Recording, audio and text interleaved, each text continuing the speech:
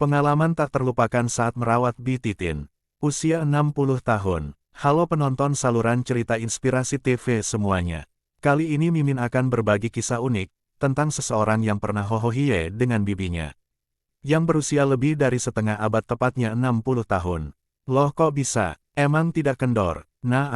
Mari simak video ceritanya sampai selesai.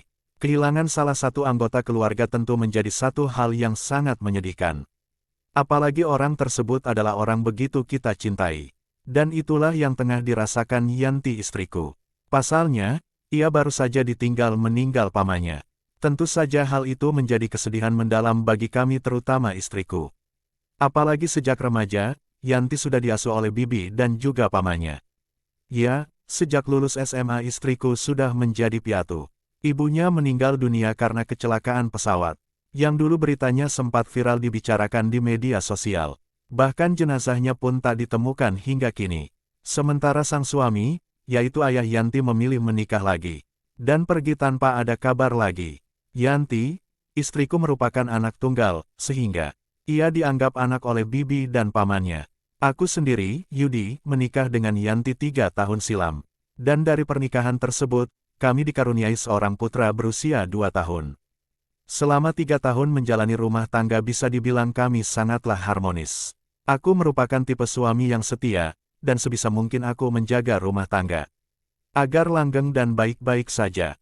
Singkatnya, setelah kepergian paman, hanya Bibi Titin yang menjadi orang tua bagi kami. Beliau tinggal sendiri di rumahnya, kendati demikian. Tak jarang kami sering berkunjung atau bermalam di hari Sabtu atau di hari libur lainnya. Apalagi kediaman Bibi Titin itu tak begitu jauh dari tempat tinggal kami berada. Yanti begitu menyayangi bibiknya, dan dengan segenap perhatian, baik aku maupun istriku selalu berusaha agar beliau selalu sehat di masa tuanya. Meski tak dipungkiri di usia 60, Bibi Titin itu masih rajin merawat diri, bahkan posturnya tak kalah dengan anak muda. Namanya Titin Rahmawati atau kami memanggilnya Bi Titin. Sebenarnya, aku tak begitu akrab dengan beliau. Kami hanya ngobrol seperlunya saja. Apalagi untuk hal yang aneh-aneh lainnya, tentu tak ada dalam pemikiran aku. Namun rupanya, pikiranku berubah setelah peristiwa tak terduga itu bermula. Tepatnya ketika wabah pandemi melanda negeri ini. Banyak di antara teman bahkan keluargaku yang mengalami demam. Beruntung aku beserta anak istriku terhindar dari wabah tersebut. Tapi berbeda dengan Bi Titin. Entah karena memang wabah atau cuaca, beliau mendadak mengalami demam selama seminggu lamanya. Saat itu kami berusaha membawa beliau ke dokter. Dan rupanya dari hasil pemeriksaan ia hanya demam biasa. Bahkan dokter hanya menyarankan untuk berobat jalan saja. Karena rumah kami memang dekat dengan beliau. Maka otomatis aku dan istri bergantian untuk menjaga dan merawatnya. Istriku berinisiatif membagi tugas merawat Bi Titin. Aku mendapatkan jaga sepulang dari kerja. Sementara istriku menjaga dari pagi hingga aku pulang kerja. Hal itu berlangsung hampir 1 minggu lamanya. Dan otomatis membuat waktu kebersamaan kami terganggu, terutama masalah nafkah batin. Bukannya aku keberatan, hanya saja istriku seolah lebih mengutamakan bibiknya. Padahal andai dia tahu aku pun membutuhkan asupan lain darinya. Seperti malam saat aku baru pulang kantor, dan langsung ke rumah bibi kala itu. "Dek, sebelum kamu pulang gimana kalau kita?" ujarku di depan pintu, sembari mengedipkan mata. Istriku yang sudah mengerti akan isyarat tersebut, malah menghela napas. "Lain kali kan bisa mas, nanti kalau bibi sudah pulih pasti akan aku beri." Ucapan itu tentu saja membuatku jengkel saja. Pasalnya bukan pertama kalinya ia beralasan demikian. Karena kemarin lusanya jawabannya pun sama seperti yang dikatakan barusan. "Ya sudahlah," aku mengiyakan. "Aku pulang dulu ya mas," ujarnya berpamitan pulang bersama anakku. Aku hanya mengangguk lalu melangkah. Malam itu, tinggallah aku dan Bi Titin yang beristirahat di kamarnya. Dengan perasaan jengkel aku duduk di ruang keluarga, sambil mengotak-atik ponselku. Kebetulan saat di kantor tadi, salah satu temanku mengirim sebuah sinetron inspiratif Negeri Sakura. Yang lumayan banyak jumlahnya. Aku yang penasaran pun mencoba memperhatikannya satu persatu. Rupanya banyak yang seru dan cukup menghiburku. Setidaknya hal itu lebih baik daripada memikirkan sikap istriku. Namun di saat aku fokus memperhatikan sinetron tersebut, mendadak Bi Titin memanggilku. Yudi, bergegaslah aku menuju kamar Bi Titin. Lia Bi, ada apa? Tanyaku. Bibi keringetan Yud, ambilkan daster ya di lemari. Pinta Bi Titin. Mungkin karena demam tersebut, Bi Titin menjadi gerah dan banyak berkeringat, apalagi setelah meminum obat anjuran dokter. Aku pun berbalik ke arah lemari dan mencarinya. Nih Bi, aku memberikan daster tersebut lalu segera berbalik karena khawatir beliau sungkan. Kenapa kamu Yud? Tanya Bi Titin heran. Kan mau salin Bi. Gak sopan kalau lihat. Petik 2. Jawabku sekenanya. Kamu ini, kayak siapa aja. Biasa ajalah Yud, lagian Bibi kan sudah tua. Sahutnya. Bu, bukan gitu Bik. Yudi, belum selesai aku berkata Bi Titin menimpalinya. Ini salinannya Yud, ujarnya. Secara otomatis aku pun berbalik. Tapi betapa kagetnya aku. Kukira beliau sudah menggunakan kabinetnya, namun rupanya tidak.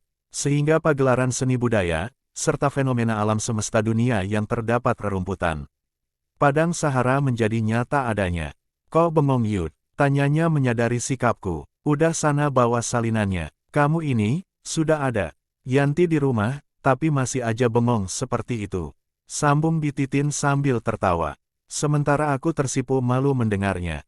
Memang benar kata Bi Titin, di rumah memang ada Yanti, tapi jika mendapati pagelaran budaya seperti tadi, siapa yang tak timbul niat baiknya?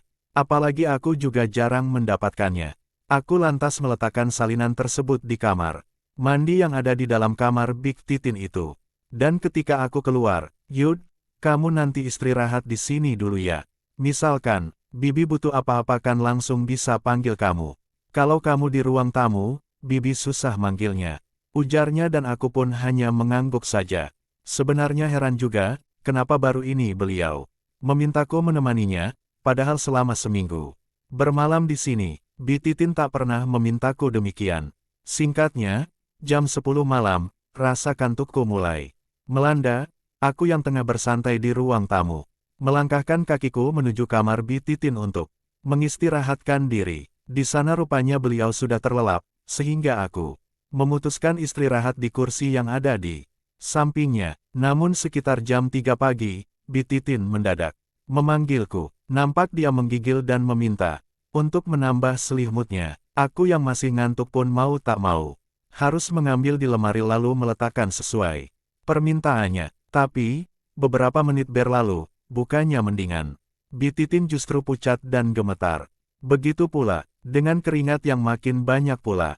Tentu saja aku panik dan bingung harus bagaimana. Ingin menelpon istriku tapi aku juga tak ingin mengganggu waktu istirahatnya. Sampai akhirnya entah pikiran dari mana, dengan ragu aku memeluknya. Jujur aku merasa iba dan berharap Bi Titin mendingan seperti semula. Bi, maaf, bukannya Yudi bermaksud kurang ajar, ujarku, tapi Bi Titin tak menjawab. Tentu saja aku berpikir dia pasti marah dengan sikapku. Akhirnya aku lepas pelukan tersebut, tapi ternyata beliau justru memelukku lebih erat. Bibik masih duingin Yud, ujarnya. Mendengar hal itu, akhirnya aku kembali memeluknya. Bahkan tak sadar hal itu berlangsung sampai beliau terlelap, dan pagi pun menjelang. Sekitar jam 6 pagi, istriku datang untuk tukar shift.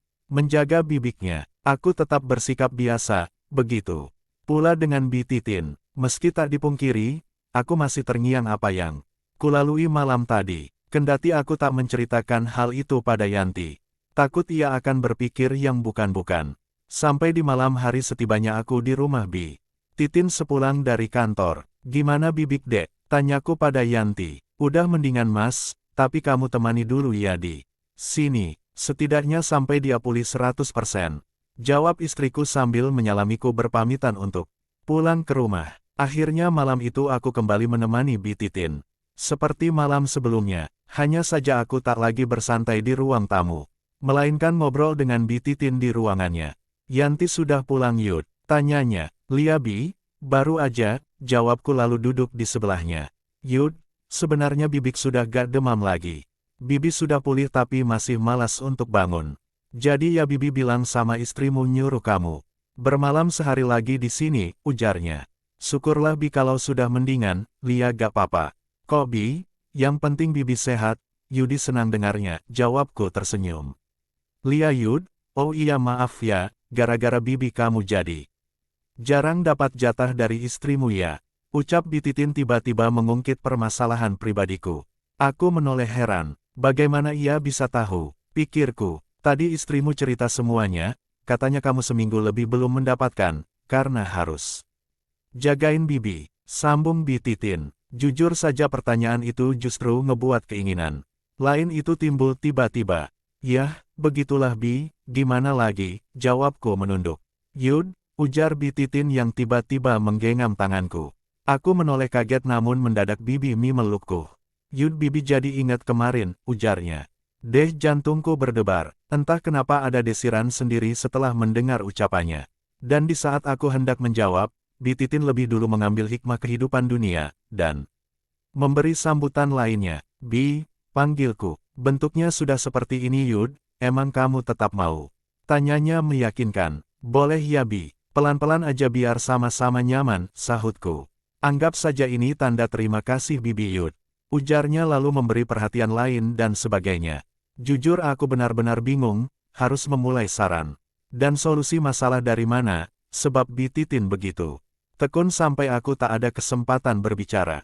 Sungguh benar-benar berbeda dengan Yanti yang malas dan tak kreatif. Bahkan belum aku menyarankan solusi permasalahan tersebut, Bi Titin sudah berinisiatif meletakkan hikmah kehidupan pada wadahnya.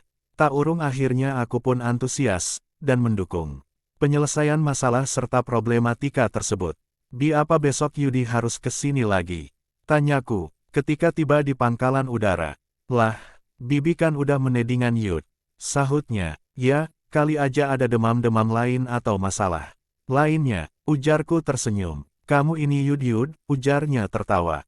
Paginya, istriku datang jam 7 seperti biasa. Saat itu aku sudah bersiap untuk berangkat ke kantor. Bibik sudah pulih kan mas? Tanya istriku ketika aku dan nenek sedang sarapan di meja makan.